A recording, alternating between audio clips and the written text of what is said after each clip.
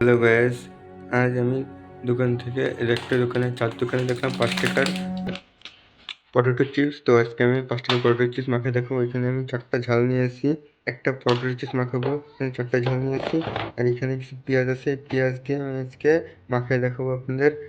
তো let's go started. তো এগুলো আমি কেটে নিয়ে আসি। উঠালে রে দেবা, উঠালে রে বাবা।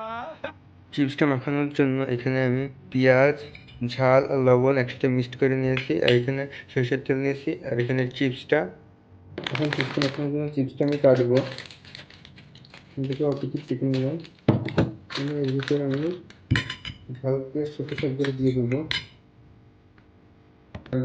মশলাটা এখানে একটু পেঁয়াজ দিয়ে দিয়েছি। এখানে এটাকে আপনার একটু গুঁড়ো করে নিতে হবে, যাতে ভালো মিহি হয়ে যায়। একটু গুঁড়ো করে নিলাম, দিয়ে এর ভিতরে সব কিছু দিয়ে দিচ্ছি এখন।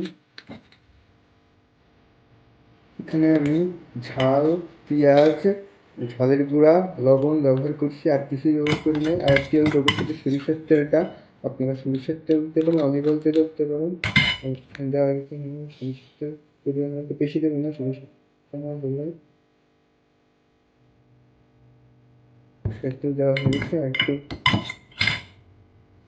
সব দেওয়া হয়ে গেছে। ভিতরে একটু করতে আটকে নেওয়ার পর সুন্দর করে একটা বানাবেন।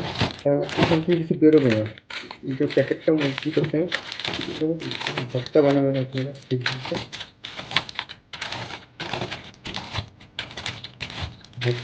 ভর্তা হয়ে যাওয়ার পর দেখবেন সুন্দর মতো মাখা হয়ে গেছে।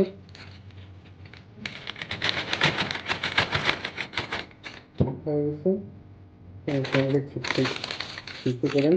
আপনাদের একটু দেখে দিচ্ছি কেমন হয়েছে মাখা মাখা বের করে।